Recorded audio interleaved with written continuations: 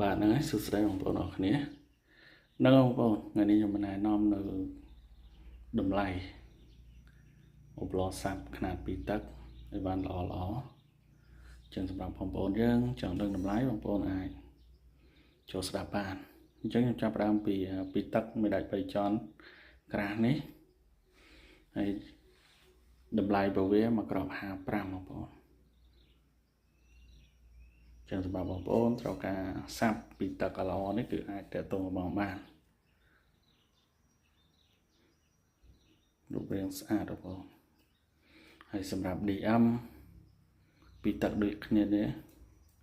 ក៏65ដូចគ្នាបង3ជាន់ថ្លៃរបស់វាមកក្រប50ហើយសម្រាប់ MA នេះដែរតម្លៃរបស់វាមកក្រប45បងប្អូនក៏65ដូចគ្នាអីវ៉ាន់នេះអីវ៉ាន់ល្អកម្លាំងខ្លាំងហើយសម្រាប់ DM មួយដែល2ជាន់នេះដែរតម្លៃវា45ដូចគ្នាក៏65ដូចគ្នាបង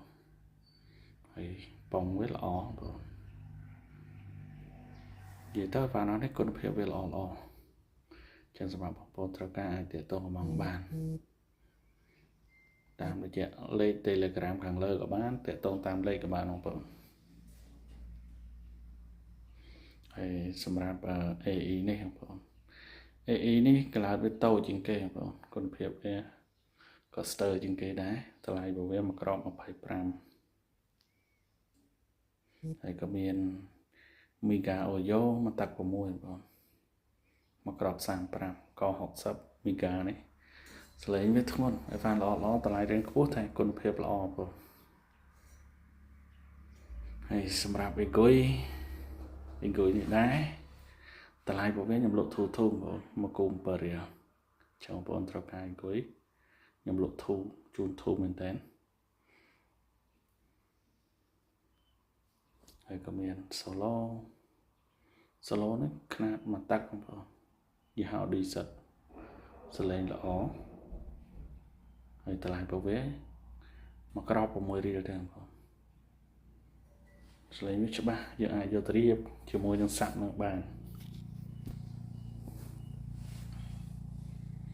ហើយក៏មានអីវ៉ាន់ផ្សេងទៀតមាន Solo ហើយក៏មានសាប់ Sparta 2ទឹកនេះបងប្អូនសាប់ Sparta 2ទឹកនេះខ្ញុំលក់តម្លៃធូរបងតិចដុបតម្លៃរបស់វាលក់ជូនត្រឹមតែមកក្រប$15ទេ